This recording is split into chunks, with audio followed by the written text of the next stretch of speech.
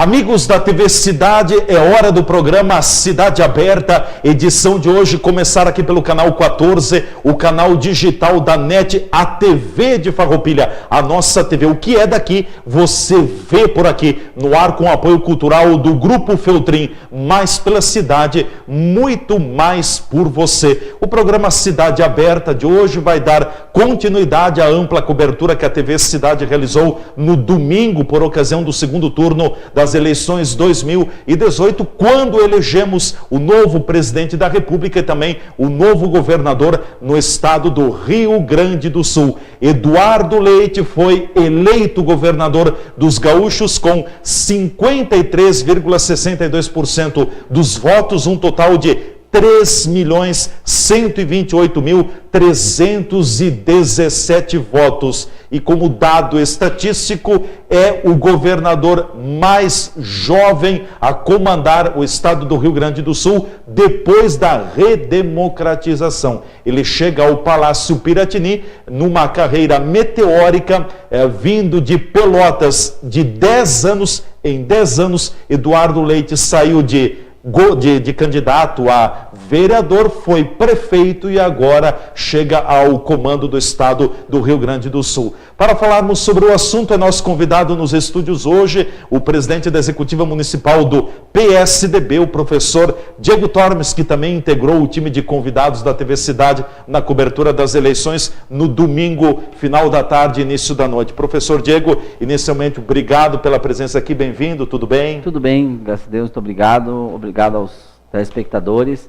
Cumprimentos, muito feliz, né? Cumprimentos pelo feito, pela eleição de Eduardo Leite, do PSDB, ao governo do estado do Rio Grande do Sul. Uma eleição que foi muito trabalhada internamente pelo PSDB, ou uma eleição em que os gaúchos ficaram cativados pelo carisma do novo governador? Bom, primeiro agradecer também a população de Farroupilha, que no primeiro turno votou no Eduardo Leite e que no segundo turno votou de novo. Nós tivemos mais 2.000 votos aproximadamente a mais para o Eduardo Leite, então isso foi uma ampliação dos votos. Obrigado à população. Dizer que fazer política hoje mudou um pouco, né? Então, essas eleições mostraram que a forma de fazer política eleitoral vai mudar daqui para frente, e o PSDB vem fazendo isso para a candidatura do Eduardo Leite há muito tempo. O Eduardo, no ano passado, em 2017, já começou a visitar o partido. Então, visitar as cidades, visitar o interior. Ele estudou um período fora, em São Paulo e Nova York, estudou gestão pública, mas assim que ele voltou, ele começou a conversar com o partido. Porque se ele quisesse ser candidato, ele tinha que primeiro convencer o partido, né? Primeira coisa. Não dá sair com o apoio do partido. Não dá para ser candidato de mim si mesmo e depois perde, né? Então, ele veio ano passado fazendo isso. Depois disso consolidado, esse ano ele começou a visitar as regiões do estado. Veio a Farroupilha por, acho que 2 vezes antes da eleição, a região da Serra várias vezes. Então, conhecer os dilemas, conhecer as demandas, porque a metade sul ele conhece muito bem, porque é a metade de onde ele vem. Mas conhecer o resto, como é que as coisas funcionam, quais são, por exemplo, assim, aqui nós temos uma produção, uma questão do turismo muito forte, temos a questão da logística muito difícil aqui, né? Tínhamos o pedágio, como que isso impactou na sociedade, conhecer essas coisas, ele foi fazendo isso. Depois foi construindo um plano de governo colaborativo com várias pessoas. Então, na verdade, veio sendo, quando ele se lança candidato em julho, ali, agosto, isso já está consolidado. Isso já está certo. Já tinha uma sintonia então, com a comunidade, com os municípios. E nós sabíamos que ele estar em 8%, 7%, como algumas pesquisas diziam lá atrás, era do momento, porque ele realmente não tinha aparecido na TV e não tinha saído como candidato. E nós tínhamos a percepção que a partir do momento que ele saísse como candidato, isso só ia subir, foi o que aconteceu. Foi uma reta ascendente. Então ele veio uma pessoa que vem se preparando há muito tempo. Nós temos um raro caso de uma pessoa extremamente jovem, com experiência, conhecimento técnico, conhecimento teórico e sendo jovem, né? É difícil ter isso numa pessoa com 33 anos, mas a gente tem no Eduardo Leite. O Eduardo Leite tem 2 responsabilidades, que é o estado do Rio Grande do Sul, que é extremamente difícil administrar na situação que está, e, evidentemente, o PSDB nacional está no divã, né? Temos 3 estados, São Paulo continua sendo governado pelo PSDB, agora Mato Grosso do Sul. Agora o Rio Grande do Sul e Mato Grosso do Sul. No momento em que o PSDB sai das urnas com uma candidatura que era tida por todos, inclusive com o próprio mercado, com a melhor candidatura que era do Geraldo Alckmin, e sai com 5% dos votos. Então ele, pela juventude, tende a ter um peso nas costas como sendo o futuro do PSDB no Brasil. O que eu acho demasiado no momento, porque ele ainda nem assumiu o governo. Daqui a pouco ele vai fazer um excelente governo e isso se solidifica, mas daqui a pouco não é. E isso traz Eduardo Leite poderá ser a oxigenação do PSDB no Brasil, então, no futuro? É o que nós estamos pedindo, as bases, porque nós tivemos homens importantes como José Serra, Fernando Henrique Cardoso, Ieda Cruz, Geraldo Alckmin, que prestaram um grande serviço à democracia. O próprio Aécio Neves? Não sei, porque a gente depois descobriu que os interesses eram outros. Mas, por exemplo, a Ieda Cruz teve um desgaste do governo. Mas em que momentos de propina, de desvio de verba, de mensalão, dessas coisas, ela estava envolvida? A gente não tem isso. O Fernando Henrique não tem. Então, essas pessoas estão velhas e elas estão morrendo, que é natural da vida, assim como vai acontecer contigo, comigo, com os telespectadores. Outras pessoas têm que vir, né? O Lula está velho, está preso, está onde tem que estar, o PT tem que se oxigenar também. O PSL vai ter esse desafio agora nos próximos 4 anos. Quem era o PSL antes de Bolsonaro? Ninguém sabe. O que vai ser o PSL daqui a 4 anos? Vai depender do que vai ser o Bolsonaro, porque há o Bolsonaro, não necessariamente o PSL, por enquanto. Então tem as eleições municipais no meio do caminho para consolidar a influência do PSL. Então sim, ele pode ser uma oxigenação, mas não só ele, há vários outros líderes aí. O Bruno Covas, o prefeito da cidade de São Paulo, é um gestor genial, uma pessoa ponderada que nem o Eduardo, uma pessoa que ouve os outros. Acho que isso é importante para um líder, para quem quer ser prefeito de uma cidade. Acho que é e de governador de um estado também. Bom, 2 questões que foram muito faladas nesta campanha política, tanto no âmbito, no certame estadual, quanto no certame nacional, mas trazendo aqui para o estado do Rio Grande do Sul, sobretudo. O Rio Grande do Sul tem a tradição dos últimos anos de não reeleger governador de estado. E também uma onda que dominou o Brasil pela renovação na política. No Rio Grande do Sul, a questão da não reeleição de governador e a renovação da necessidade que o povo prega da renovação da política, foram os 2 fatores que abriram as porteiras para Eduardo Leite chegar ao Palácio? Eu acho que é uma conjunção de fatores, né? Acho que sim, que esse momento estava aí, queriam gente nova e não queriam reeleição, acho que ajudou. Mas, por outro lado, nós tínhamos gente nova na política também no Rio Grande do Sul, que era o Matheus Bandeira. Ele não tinha sido candidato a nada, não é? Então, se era por sem carimbo. Se era por novidade, tinha ele que era mais novidade que o Eduardo. Mas é a forma de se comunicar. O Eduardo tem um discurso claro, tem um discurso pautado. O próprio posicionamento dele em relação ao Jair Bolsonaro foi muito claro. Eu vou votar nele porque não quero o PT, mas não que eu concorde com tudo que ele faz. Então, deixa claro que ele tem um posicionamento e ele consegue externar as coisas. Eu acho que tem que investir em parceria público-privada. Daí o Sartori vai e diz, não, nós estamos fazendo. Ele vai e diz, não, mas é de outro jeito, é de outra forma. O discurso também ajuda. Porque se não há um discurso e não há uma estratégia de campanha de vender, porque é um produto que está sendo vendido para a população, né? De vender o candidato. É um projeto.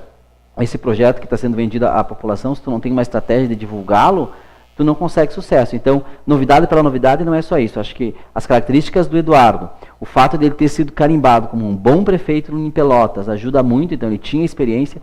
A forma do discurso que foi montado na campanha de vender aquele programa e a própria postura dele de conversar com todo mundo. Quem quer que chega aqui, ele conversa. Tem alguns candidatos que tu precisa passar por 3 ou 4 assessores para falar. Ele não tem essa postura. Ele é muito direto? Ele é muito simples, ele é muito direto, ele conversa com todo mundo. E o jeito que ele é ali, na frente da câmera, ele é numa reunião que a gente está fazendo assim entre 4, 5 pessoas. Então, isso também é importante. Tem pessoas que são muito sérias, e ele é sério, mas sério não necessariamente significa ser inacessível, né? Então, essas características ajudaram. Talvez outros candidatos tiveram uma postura mais impositiva, uma postura mais agressiva, e a população não entendeu isso bom. Então, não é só novidade, não, acho que tem todos esses outros fatores. A juventude, a experiência, a forma de conversar, a estratégia de comunicar com o eleitor, acho que isso tudo foi positivo. Ele encarnou, reuniu esses diversos pontos, então, desta novo comportamento do político que o eleitor deseja? Porque tu vê, na verdade, as pessoas construíram ao longo do tempo uma imagem de que o político era alguém inacessível. Na verdade, o político é uma pessoa como qualquer outra, tem que pagar imposto, tem que trabalhar, tem que cumprir horário, tem que respeitar a fila, tem que estacionar no lugar correto. E o Eduardo é simples. Aí quando começa a dizer algumas coisas, mas o senhor fez isso. Sim, eu fiz isso porque aconteceu isso, isso e isso. E as pessoas começam a perceber que ele tem resposta para as coisas. Então, acho que a simplicidade dele, o fato dele conseguir conversar com as pessoas é importante. Nós, políticos, eu me incluo no processo, somos pessoas da sociedade como qualquer outra, temos que cumprir as leis como os outros, os deveres como outros. Eu acho que isso ele deixa claro para a população, então acho que isso também facilitou um pouco. No caminho, professor Diego, de todo o processo eleitoral, primeiro turno, segundo turno, tem algum momento que o PSDB, vocês do PSDB, conseguem tomar e ter ciência, mais clareza? Bom, a situação está bem encaminhada, o Palácio está muito próximo do Eduardo Leite, ou o Eduardo Leite muito próximo do Palácio. Há alguma cronologia nesse sentido? Nós tínhamos plena convicção de que tínhamos um bom candidato, um bom projeto, uma boa estratégia para ganhar o governo. Isso nós tínhamos a convicção. Mas claro que a campanha é a campanha, a convicção é a convicção. Quando saem as urnas do primeiro turno, ali a gente tem a certeza. Nós temos condições de ganhar o governo e temos condições estruturais de governar, e a nossa campanha, a nossa candidatura está no caminho certo. Tanto é verdade que o governador que está aí, com todo respeito, que é um baita de um cara, ganhou o apoio de quase todos os outros candidatos. De candidatos que foram votações... Matheus Bandeira, Jairo Jorge, isso. Marcel Van Hatten... Candidatos que fizeram boas votações. Carmen Flores... Isso. O próprio General Mourão... E ele não ganhou a eleição. Ele não ganhou a eleição. E o Eduardo Leite não ganhou o apoio explícito do PT. Não ganhou nem do PT, ganhou a rejeição do PDT, a rejeição do Partido Novo, a rejeição do PSL, a rejeição... Bom, o Novo com o Marcel Van Hatten com uma votação expressiva. Bom, isso podia assustar. Mas não assustou por quê? Porque a população conseguiu separar as coisas. Hoje em dia, apoios não resolvem muito, senão o Geraldo Alckmin tinha ganhado a eleição. Né? Nós tínhamos todos os apoios possíveis para o Geraldo Alckmin e não ganhou a eleição. Então, ali no final do primeiro turno, a gente descobriu que podia e ficamos confiantes. Na última semana, a gente começou a observar com um pouco de mais cuidado, porque o eleitor tende a decidir o voto no final. Né? O eleitor está decidindo o voto cada vez mais para o fim.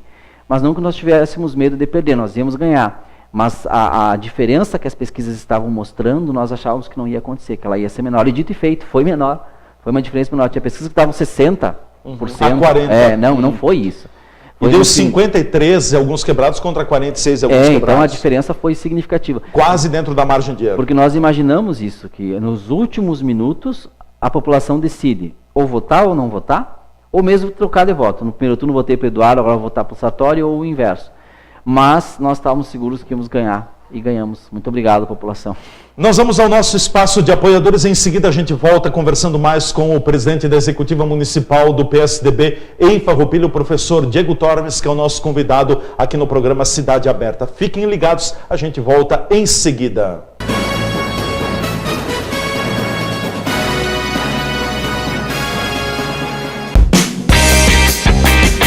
Hard Rock Café Gramado, planejado exclusivamente para você. O mais importante empreendimento turístico do estado está em Gramado, com várias atrações, loja de souvenir, pub, restaurante temático, centro de eventos, cozinha internacional e a mais importante memorabilia do mundo.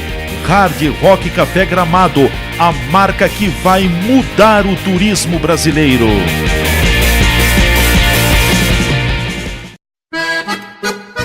Empório das Carnes, Rua Marechal Deodoro da Fonseca 356. O Empório das Carnes tem tradição e muita variedade para o seu churrasco. Carne fresca com procedência, qualidade e higiene. A empresa oferece carne com cortes especiais para o seu dia a dia e para aquele churrasco. Além dos seus já tradicionais clientes, atende também a diversos restaurantes e cozinhas industriais, em Farroupilha e Caxias do Sul.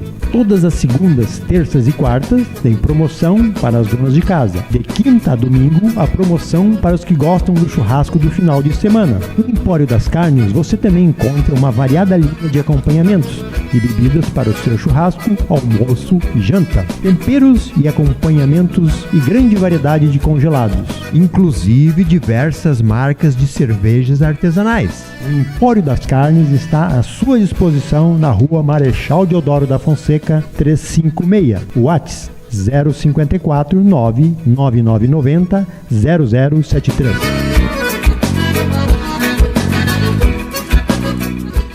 Consultório dentário do Dr. Gelson Bregolin atende em todas as áreas da odontologia, na restauração da estética dentária, aparelhos ortodônticos, tratamentos gengivais, nas próteses em geral, implantes, nas cirurgias corretivas, clareamentos, limpeza da placa bacteriana.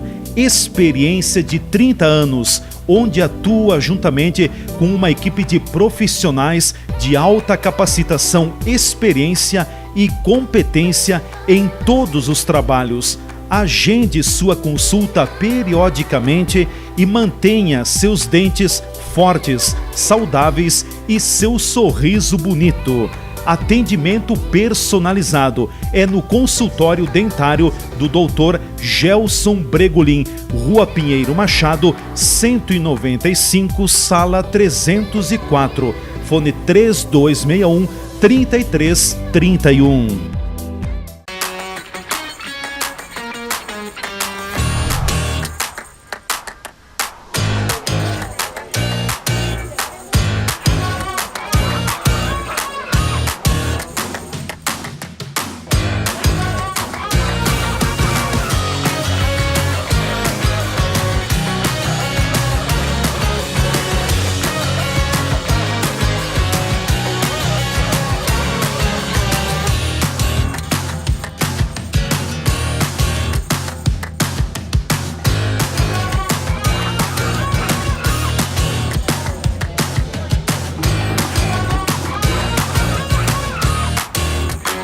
Bob's Bento Gonçalves, um empreendimento do Grupo Feltrin.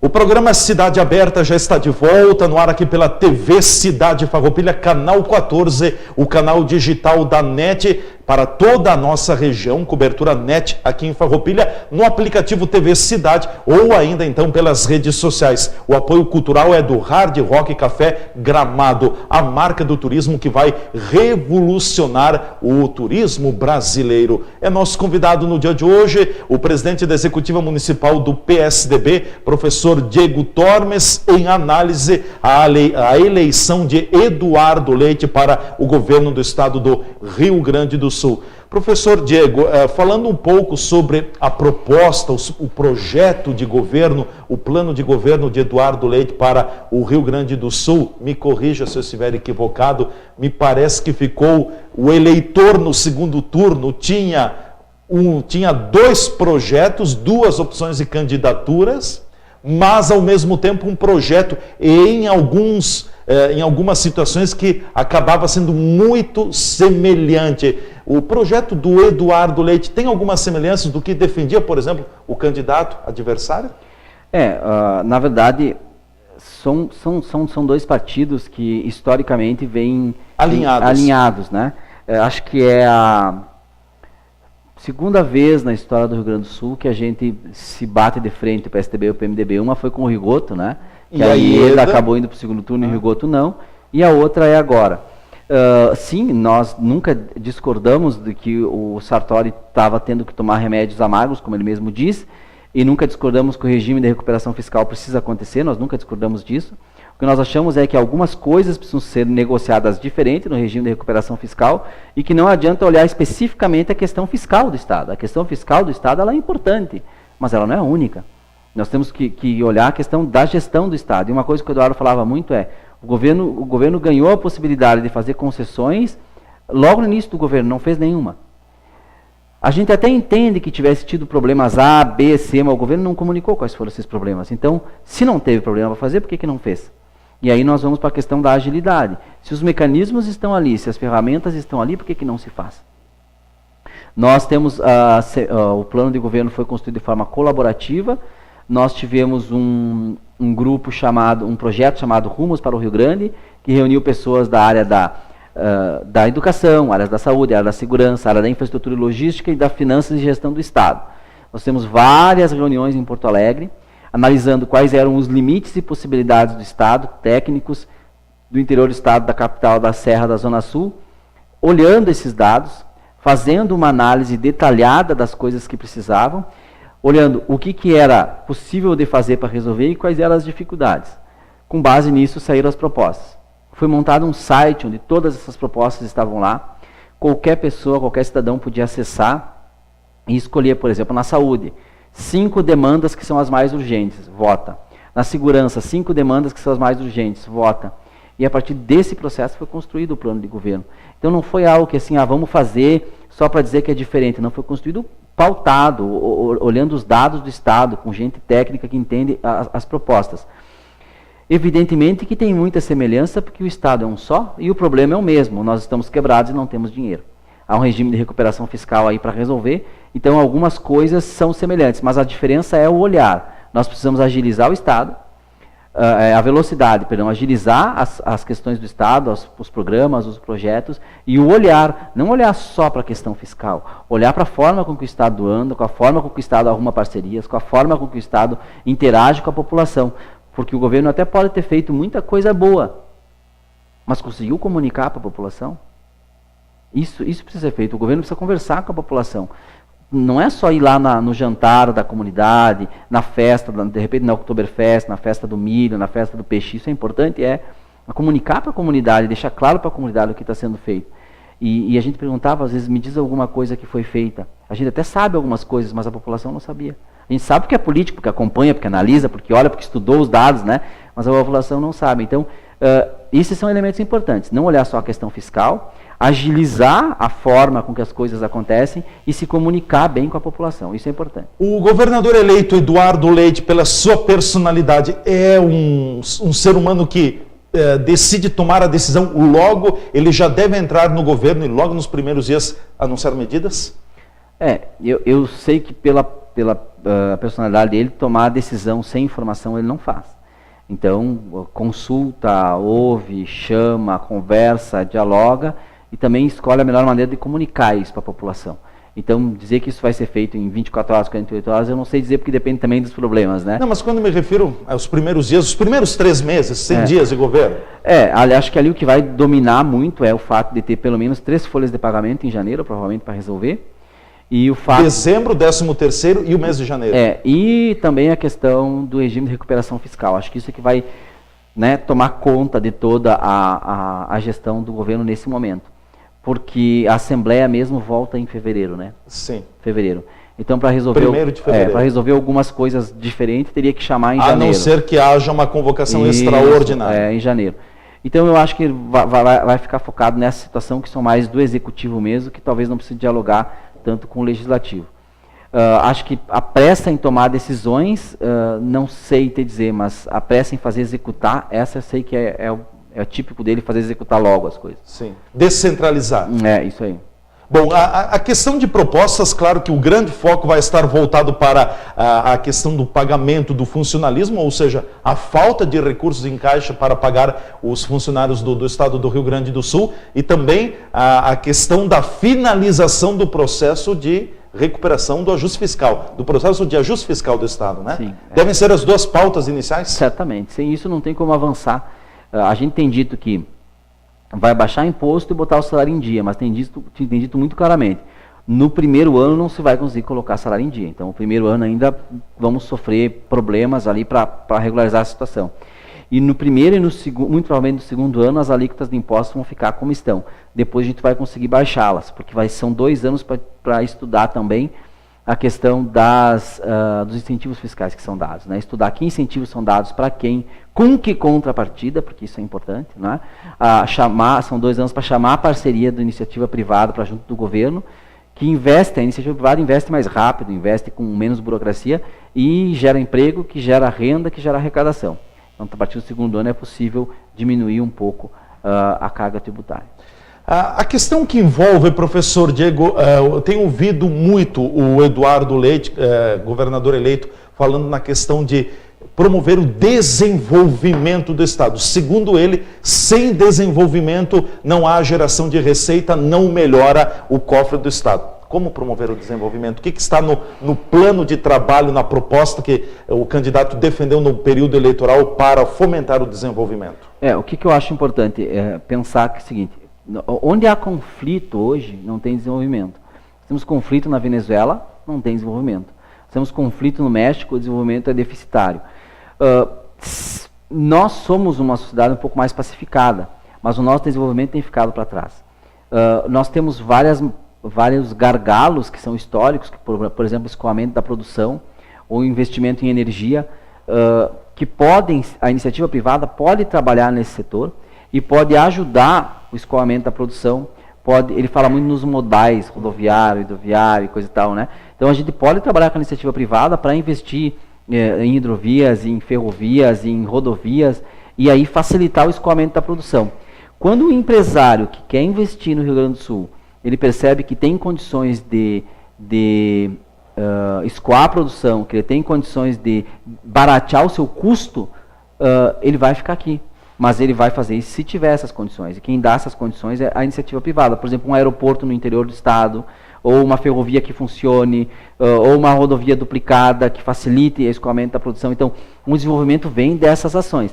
A gente não pode imaginar que em 4 anos o Rio Grande do Sul vai chegar ao desenvolvimento que o estado de São Paulo tem, ou que Santa Catarina tem. Nós temos que pensar que é preciso organizar para que esse desenvolvimento aconteça. Então, é nisso que ele fala. Qual é a vocação da zona da produção, lá em Santo Augusto, Três Passos, 3 de Maio, é a questão da produção agrícola. Muito bem, como é que a gente vai desenvolver isso para criar a renda, para criar riqueza com isso? Qual é a nossa tradição aqui na Serra? Qual é na Zona Sul? Isso é importante. Então, o desenvolvimento vem de muitas maneiras, porque o Estado é diversificado, mas a questão do escoamento da produção é importante. Infraestrutura e logística. Você esteve muito envolvido na construção do plano de governo e também em praticamente todas as etapas da campanha, tanto no primeiro turno quanto no segundo turno. Se fores convidado pela equipe do Eduardo Leite, pelo governador eleito e pelo vice-governador para integrar o quadro de secretários ou de primeiro, segundo escalão no governo do Estado, aceitarás? Você sempre faz essa pergunta, né? Eu quero dizer para a população que está ouvindo que é o seguinte, a minha trajetória na política, eu entrei em 2001 no PSDB. Foi o único partido que eu entrei, que eu me filiei. Porque era um partido que eu estudei e achei que... Já são 17 anos de PSDB, então. Eu estudei vários partidos e estudei o PSDB e ali tem algumas coisas que eu concordo. De lá para cá eu trabalhei em muitas campanhas. De partidos que a gente coligou, que a gente não tinha candidato, e de outros que a gente tinha candidato. Ajudei em plano de governo. Por exemplo, aqui ajudei no plano de governo do Bareta, que é a PMDB, ajudei no plano de governo da Ana Amélia, ajudei agora no plano de governo do Alckmin, ajudei no plano de governo do Eduardo, e nunca fiz isso em troca de cargo. Eu fiz isso porque eu gosto da vida política partidária. Eu vivo, como sempre digo, eu vivo na política e não da política. O meu cargo é professor. No governo, na transição do governo Tarso para o governo Sartori, eu fui uma indicação do PSDB para trabalhar na transição. Então fui a Porto Alegre, participei das reuniões da transição do Tarso para o Sartori, indicado pelo PSDB. Me chamaram para um cargo na Secretaria de Estado de Educação. E eu agradeci, porque eu estava muito bem aqui. Eu disse, olha, de repente uma outra pessoa, porque eu também estava começando o meu mestrado, então eu queria ter outro foco, não quis. Quando o Marquesan assumiu a Prefeitura de Porto Alegre, ele fez um sistema de seleção por mérito, por certificados, por currículos. E me chamou lá para mim me cadastrar e coisa e tal. E eu me cadastrei, porque agradeço ele, inclusive, muito pelo convite, mas já disse que não teria muito interesse, porque... estava focado aqui e ajudei porque quero ajudar. E agora, do mesmo jeito, eu não cheguei para o Eduardo e disse, olha, eu te ajudo se me der isso aqui em troca. Se me ligarem, me ligaram. Se não me ligaram, não tem problema, porque eu tenho essa tradição em mim. Eu fiquei 4 anos no Conselho Municipal de Educação e houve uma certa campanha para eu ficar mais. Eu digo, olha, deu, acabou. Fiquei 4 anos na União Nacional dos Conselhos Municipais de Educação, houve uma campanha para eu ficar mais. Eu digo, não, acabou. Fiquei 2 anos na escola e agora estou no Sindicato dos Servidores Públicos e não sei se vou ficar ano que vem, acho que volto para a escola, já dei minha contribuição. Então eu não trabalho esperando o cargo. Se me ligarem, bom, Não sei se vão me ligar, tem tanta gente aí. A avaliação é do momento. A avaliação é do momento, tem tanta gente melhor que eu, tanta gente que trabalhou mais do que eu. E daqui a pouco também, né? Os desafios são tão grandes, daqui a pouco tem gente mais capacitada que eu para estar lá, para ajudar. Então, não sei dizer essa resposta sim ou não agora, mas dizer claramente que nunca trabalhei na política esperando um cargo em troca. Nunca ocupei cargo político em nenhum lugar. A minha formação, eu tenho cargos de carreira no município de Farroupilha e não desmereço ninguém, mas se me ligarem a gente vai conversar, mas não trabalhei na campanha por causa disso, em hipótese alguma, porque acreditava no Eduardo, no jeito novo dele fazer política e no que foi posto no plano de governo, eu acredito muito. Então, por isso que eu trabalhei, fui para a rua e pedi voto. Professor Diego, nosso tempo chegou ao fim, obrigado pela presença, sempre bem-vindo aqui nos estúdios da TV Cidade, mais uma vez renovo os cumprimentos, parabéns muito pela eleição de Eduardo Leite ao governo do estado do Rio Grande do Sul, lhe deixo com a palavra final. Eu quero agradecer mais uma vez a população de Farroupilha, do Rio Grande do Sul, que está assistindo, agradecer a militância dos partidos coligados que foram para a rua, a gente conseguiu avançar no número de votos no segundo turno, mesmo o Sartori sendo daqui, então isso também para nós é positivo. E agradeço a TV Cidade por abrir o espaço mais uma vez. Estamos sempre à disposição. Muito obrigado. Ótimo. Agradecemos mais uma vez. Obrigado ao professor Diego Tormes, presidente da Executiva Municipal do PSDB. Foi nosso convidado no programa Cidade Aberta de hoje, aqui nos estúdios da TV Cidade Farroupilha, repercutindo a eleição de Eduardo Leite, do PSDB, ao governo do estado do Rio Grande do Sul. Uma eleição bastante disputada, uma diferença um pouco superior a 400 mil votos pró-Eduardo Leite, diante de José Ivo Sartori. Eduardo Leite vai tomar posse no governo gaúcho a partir do dia 1º de janeiro de 2019. Ficamos por aqui com a edição de hoje do programa. Um forte abraço a todos e até o próximo Cidade Aberta na nossa TV Cidade Farroupilha.